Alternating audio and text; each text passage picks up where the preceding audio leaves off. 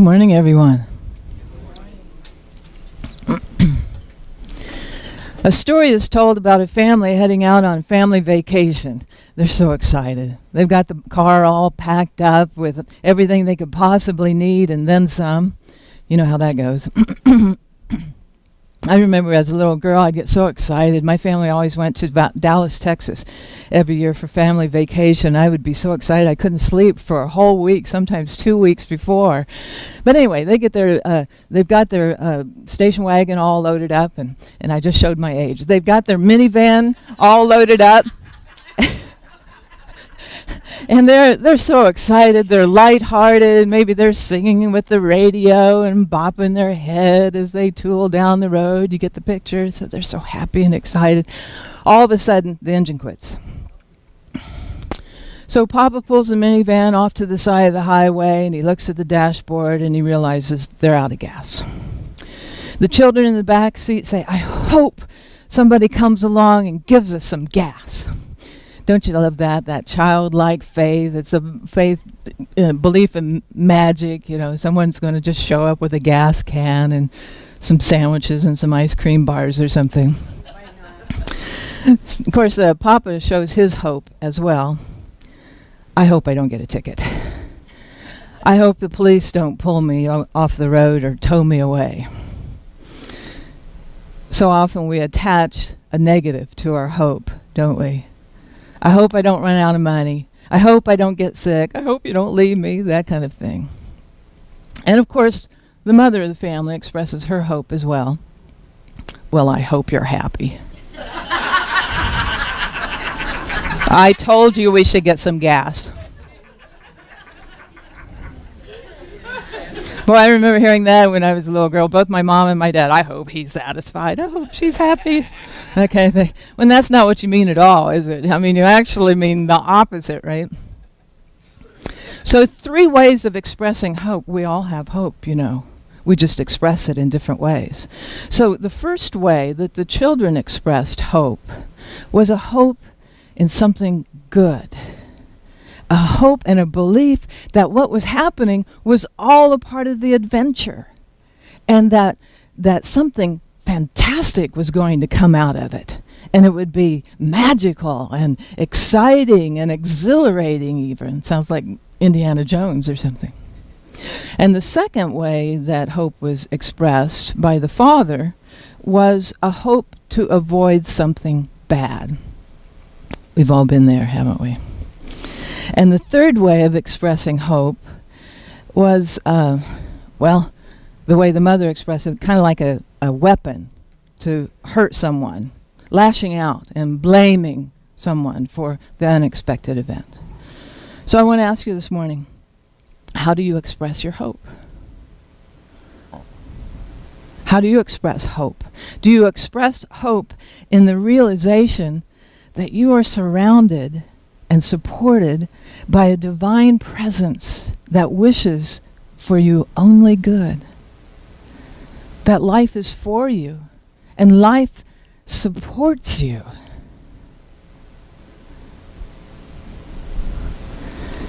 I hope that's the way you express your hope.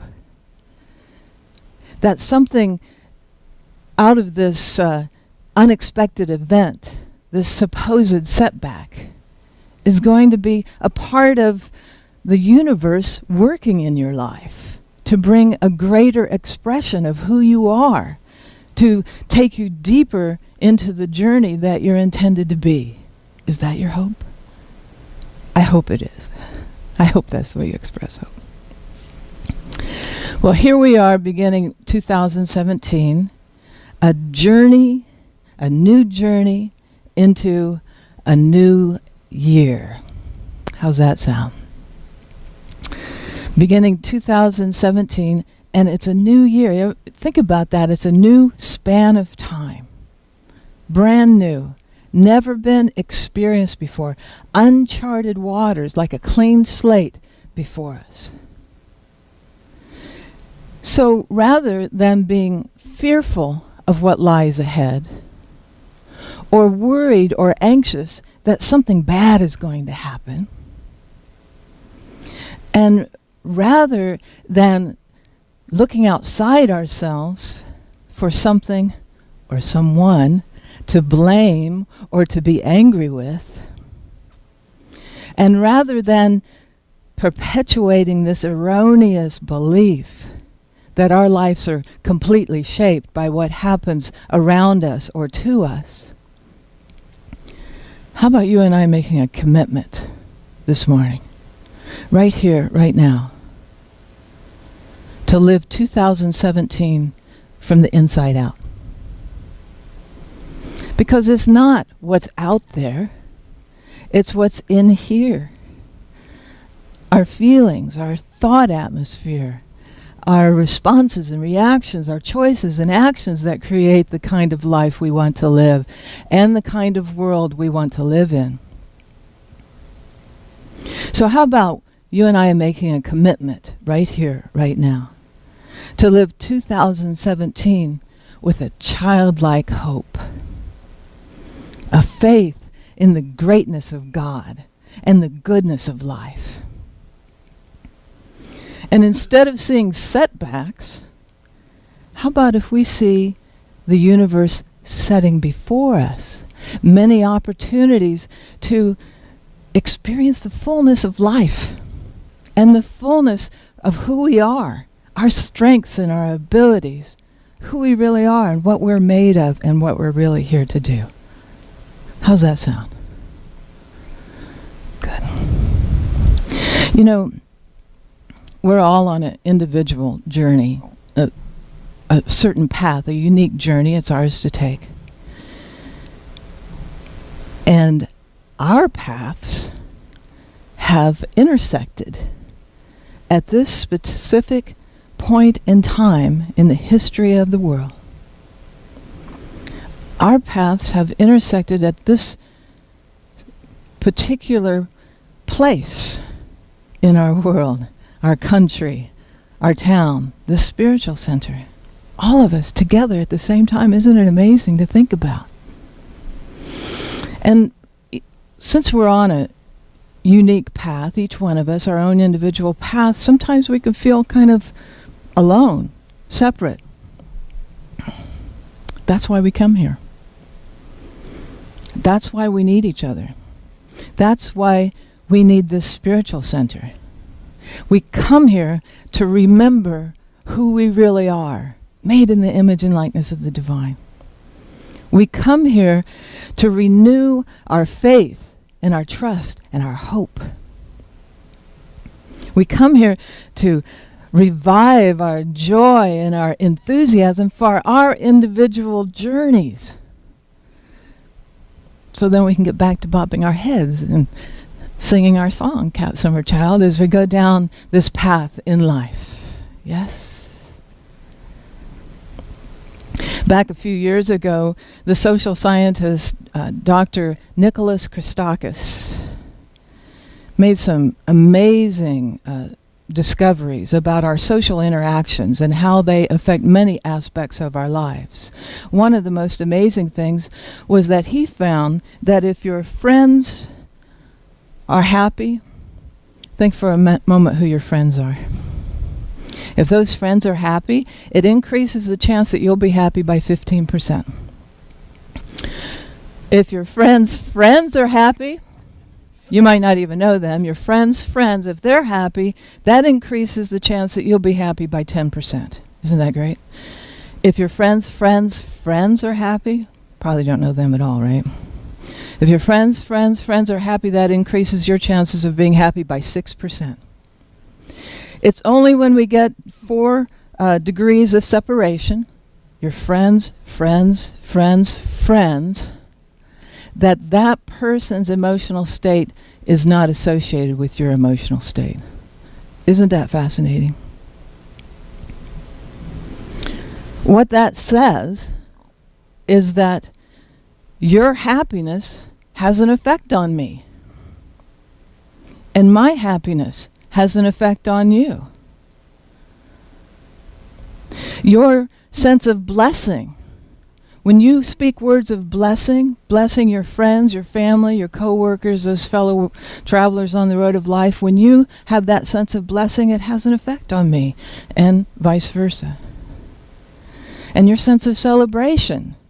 When you celebrate your life and your accomplishments and your purpose and your goals, that has an effect on me, and vice versa. What it says is that you're important to me, so don't let me down.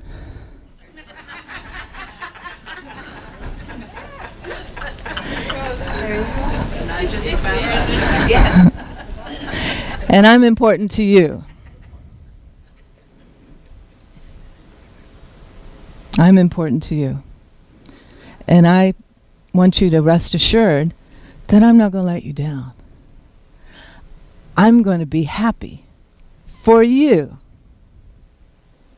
And I'm going to celebrate. Of course, we all know how much I love to celebrate, so that's an easy one. But I'm going to celebrate not only my life, I'm going to celebrate your life and your goals and your vision and your purpose. I'm going to bless you, and I'm going to have all faith and trust in you, and I'm going to have every hope for your fulfillment and your expression in life. You see why spiritual community is important? Do you see why it's important to surround yourself with like-minded, open-hearted people? Do you see why it's important to you and your well-being to surround yourself with happy people doing happy things? Community is important to our spiritual and our personal growth. And at Unity Center of the Desert, we uphold each person's personal journey. We want you to fly. And we'll be the ones on the ground watching you soar above us. We'll be the wind beneath your wings. Because we uphold everyone's highest expression. We honor each person's personal journey of transformation. Basically, we live the golden rule. Do unto others as you would have them do unto you. It's that easy, isn't it? It is. Well, speaking of hope, I remember so well when I started out on what I called my magical mystery bus tour back in 1999. I had a whole lot of hope. Of course, when you're driving a 1975 Chevy school bus through the hills of Tennessee, a big bunch of hope is a good idea to have. I thought, I hope I make it over the state line. And I made it from Nashville to Memphis, a whole 200 miles. Actually, I did make it over the state line. I made it to West Memphis, Arkansas. And I parked right along the Mississippi River. You ever been to the Mississippi? You ever seen the Mississippi River? Isn't it amazing? Beautiful little spot. Parked there, and I camped for the night. I woke up the next morning, and the bus wouldn't start. Just like those children in the story I just told you. I thought, okay, something good is going to happen out of this. And it wasn't too long before a few guys came up. They loved tinkering with that old Chevy motor, and they got it going and sent me on my way. And I made it all the way 200 plus more miles to Hope, Arkansas. Hope. Sweet little town. They let me park in the fairgrounds there. That was just the beginning of an amazing journey for me, and I'm sure with all the travelers in the audience, you can tell a lot of amazing stories that you've had on the road and amazing stories that you've had through life. But my goal when I left Nashville was to take a sabbatical of sorts. I'd become interested in spiritual things, but with my career in the music business, I didn't have the time that I wanted to devote to it. So I thought, well, I'm just going to get away from it all and take some time and just study. And I thought that I'd end up in Northern California or the Pacific Northwest, but never would have thought that I'd end up in Yuma, Arizona. Many of us say that, don't we? But it's here where the really amazing part of my journey began. First of all, I found true love here. Secondly, I found my true calling. Kind of like Moses wandering in the desert. I came to the Sonoran Desert and wrote a book about the 10 Commandments. I never thought that that would happen. But as many of you know, this last summer my book, God's Top 10 List, The Cosmic Code for Enlightened Living, became an Amazon #1 bestseller in 7 different categories. Thank you, Micah. And now it's time for the next part of my journey to begin. As we announced last week at the annual meeting, today is my last Sunday as your spiritual leader. And tomorrow, Kathy and I head out for Santa Fe, New Mexico, where we're going to meet with a spiritual marketing firm that's going to help us to develop programs and classes and events and retreats pertaining to the 10 universal principles that are found in my book. We're very excited about that. And I take with me a sense of hope, a childlike hope, believing in good and only good.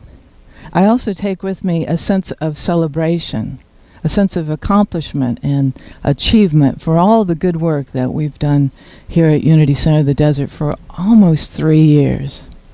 And I also take with me a sense of blessing, feeling blessed to be a part of this group and blessed to have you in my life and count you as friends. But I'm not the only one that's headed off on a new journey for a new year. We all are.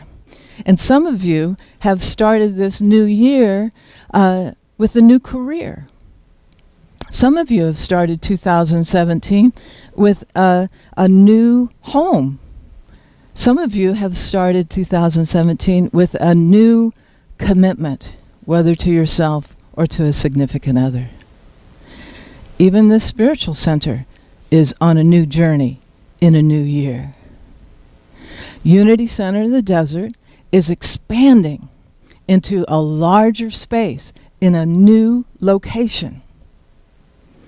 Come the 1st of February, our services are going to be held at Westward Village on 8th Avenue, just south of 32nd Street, behind Barnes & Noble, expanding into a larger space in a new location. Let's give ourselves a hand. Isn't that amazing? We're off on a new journey in a new year. Charles Fillmore, one of the founders of the Unity movement, said that life for each one of us should be a journey in jubilance. Don't you love that? A journey in jubilance. Isn't that wonderful? How about you and I making a commitment right here, right now, to make 2017 a journey in jubilance? Does that sound good? So let me ask you, what are you going to take with you? What are you going to take with you on your journey? I hope you'll take with you hope and happiness and blessing and celebration. So, let's let the journey begin, shall we? Thank you.